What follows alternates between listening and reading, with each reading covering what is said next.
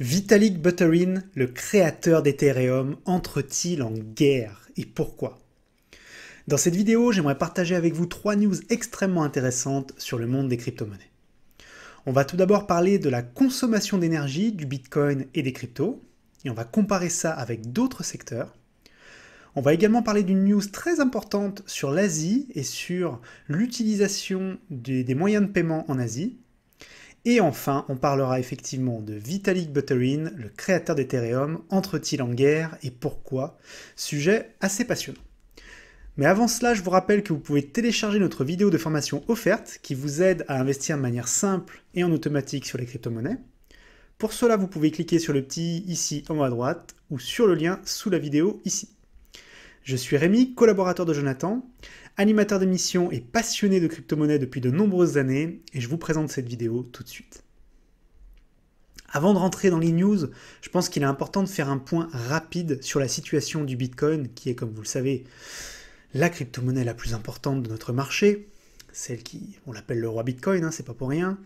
Alors j'ai volontairement gardé la tendance haussière qu'on avait ces derniers jours pour vous montrer qu'on a cassé, vraiment cassé fort. Depuis quelques jours, c'est la chute. Alors, bien sûr, encore une fois, faut pas non plus... Il n'y a pas mort d'homme, très clairement. En tout cas, ce qu'on est en train de voir, c'est vraiment une consolidation, c'est-à-dire un maintien du marché avec des hésitations. Le marché ne sait pas s'il doit repartir à la hausse ou repartir à la baisse. Il y a eu de nombreuses news, il y a eu aussi un impact important du marché des actions traditionnelles, qui se posent également des questions. Bref, il y a pas mal de choses en ce moment qui font qu'il y a une incertitude, et quand il y a une incertitude, le marché ne sait pas trop où aller. Bien sûr, on vous tiendra informé. En tout cas, ce qu'on peut dire, c'est que le bull run est encore là. Pour combien de temps, on ne sait pas. Et il va falloir surveiller ça de plus en plus près. On pourrait se rapprocher de la fin. Alors, je voulais vous parler déjà de la consommation d'énergie. On en parle beaucoup ces derniers temps avec, évidemment, les nouvelles fourberies de notre ami Elon Musk. Bien sûr, la question se pose et une étude a été faite par Galaxy, qui est quelque chose d'assez sérieux, qui a fait une étude approfondie, Galaxy Digital, sur la consommation réelle d'énergie du Bitcoin et d'autres secteurs. Et donc ce qu'on voit sur ce graphique, c'est très intéressant, c'est qu'on voit qu'au moment où je parle, la consommation totale pour faire tourner Bitcoin est 2 fois inférieure à la consommation totale pour faire tourner le système bancaire mondial. Alors certains me répondront oui, mais le système bancaire mondial il est beaucoup plus déployé, c'est vrai.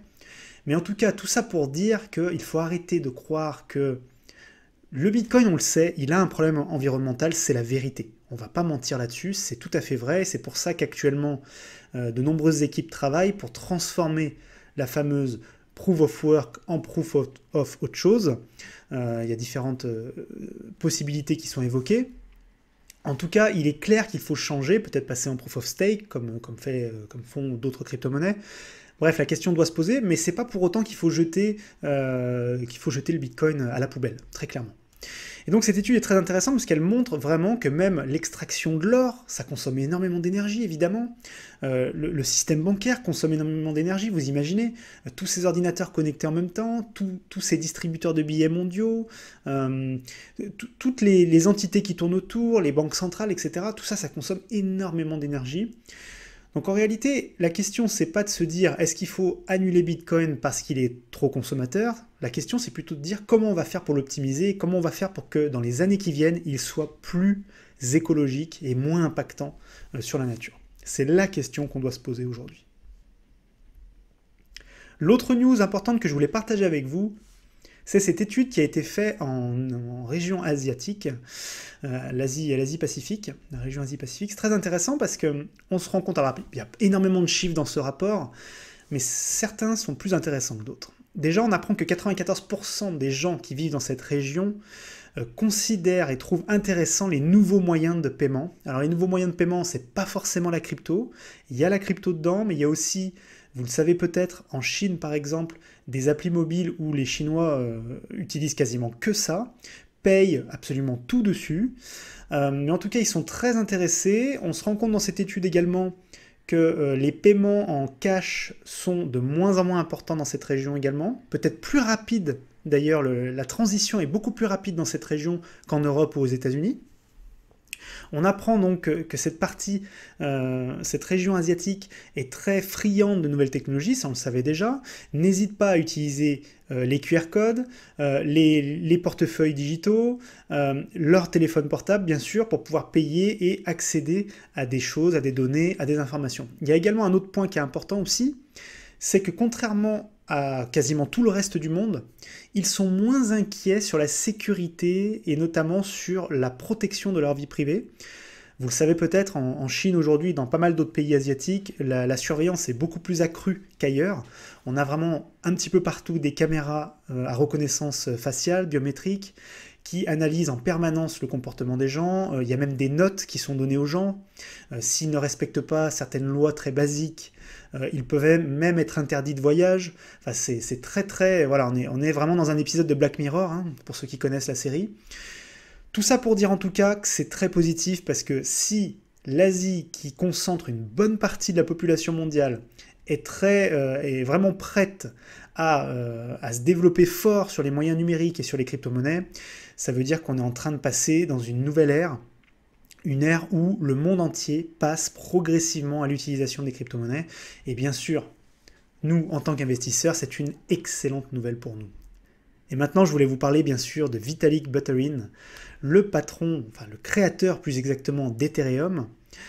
Alors, lui, il a décidé de partir en guerre, il s'est passé pas mal de choses la semaine dernière, et j'ai trouvé cet article intéressant parce qu'ils ont fait une liste de tout ce qui s'est passé, parce que ça s'est passé très vite, il y a eu beaucoup de choses qui ont eu lieu, et on se rend compte que Vitalik en a un petit peu marre de ce qu'il appelle lui-même les shitcoins, c'est-à-dire des monnaies qui n'ont pas vraiment de valeur, qui n'ont en tout cas pas de projet réel derrière, qui explosent, et qui, de son propre aveu, posent un véritable problème, puisque la plupart de ces cryptos-là, utilisent la blockchain Ethereum, la ralentit, la congestionne, engendre de plus en plus de frais, et il en a un petit peu marre. Alors, qu'est-ce qu'il a fait concrètement ? Il a commencé donc par vendre ses tokens Akita, qu'on lui avait offerts. Il les a transférés à la communauté Gitcoin, qui est une plateforme de levée de fonds basée sur Ethereum. Ensuite, il a envoyé 13 292 Ethers à GiveWell, une organisation humanitaire parmi les plus importantes dans le monde. Il a fait également une donation de 1000 Ethers sous forme de 2 transactions, une de 250, une de 750, de tous ces Elon tokens à la fondation Methuselah, voilà, donc, qui s'occupe de la médecine régénérative. Il a également envoyé l'équivalent donc de 500 Ethers, plus de 50 000 milliards de SHIB, donc les Shiba, à un fonds crypto-Covid indien. Donc vous voyez, il y a une chose qu'il faut dire qui est assez importante, d'ailleurs je voulais faire un point avec vous là-dessus. Quand j'entends beaucoup de gens dire, oui, on peut être millionnaire ou milliardaire avec des Shiba, avec je ne sais quelle autre monnaie un petit peu particulière aujourd'hui, monnaie qui explose, etc. Et ce que les gens n'ont pas compris, et qui est très très important à comprendre, c'est que si vous possédez, comme Vitalik, 50 000 milliards de tokens, croyez-vous vraiment qu'il soit possible pour vous de les vendre sur le marché? La réponse est non. Il n'y a personne pour acheter 50 000 milliards de tokens au moment où vous allez vouloir les vendre. C'est ce qu'on appelle le problème de liquidité. Les gens ne comprennent pas que ce n'est pas parce qu'on a des millions, des dizaines de millions, des centaines de millions d'un token qu'on a réellement la valeur qu'on pense avoir. C'est-à-dire que si votre token coûte 1 euro, que vous en avez 50 millions, vous pouvez dire « j'ai 50 millions d'euros ». Mais c'est archi faux. Si personne n'est là pour vous les racheter, vous n'avez rien en réalité. Et ça, les gens ont du mal à le comprendre et je voulais faire un point avec vous là-dessus. Je pense que c'est important d'en discuter. Alors il a fait énormément de choses et donc il explique que pourquoi il a fait ces mouvements pour 2 raisons. La première, c'est qu'il ne veut pas posséder ces crypto-monnaies-là. Pour lui, elles n'ont pas d'intérêt, il ne comprend pas leur fonctionnement et leur intérêt, premièrement. Et deuxièmement, c'est ce qu'il explique, il en a marre aussi que ces tokens congestionnent et posent des problèmes aux vraies crypto-monnaies qui sont derrière, notamment Ethereum. Comme vous le savez, Ethereum a des problèmes actuellement de coûts de transactions à cause du gaz. Les gaz sont très élevés parce qu'il y a beaucoup de tokens ERC20, donc qui utilisent la technologie de la blockchain Ethereum, qui ont été lancés, qui pump, qui dump, etc. Tout ça pose un véritable problème à tout le système, et c'est ça qui fait que Vitalik ne veut pas participer à ça. D'ailleurs, je pense que si on y réfléchit bien, on devrait tous aussi se poser la question, devons-nous participer à cette chose-là?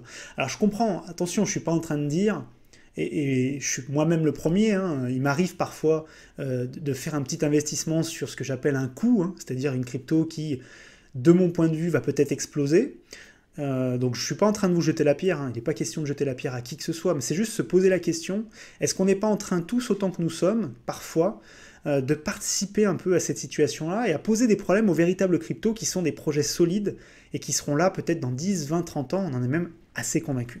J'aimerais bien avoir votre avis là-dessus, je pense que c'est un débat qu'on doit tous avoir, on doit tous se poser des questions, personne n'est parfait, je ne suis pas en train de dire que voilà, il y en a qui sont bien, d'autres pas bien, chacun fait ce qu'il veut, mais chacun doit aussi se poser la question là-dessus, je pense. Voilà, j'espère que cette vidéo vous a plu, si c'est le cas, n'hésitez pas à poster un petit pouce bleu, c'est très important, à commenter, à partager votre avis. On est là pour discuter, on est là pour échanger, on a une très belle communauté, on est très fiers, merci à vous. N'oubliez pas également que vous pouvez télécharger notre vidéo de formation offerte, qui vous aide donc à investir de manière simple et en automatique dans les crypto-monnaies. Pour cela, vous cliquez sur le petit i ici en haut à droite, ou directement sur le lien sous la vidéo ici. C'était Rémi, je vous remercie et je vous dis à très vite pour une nouvelle vidéo.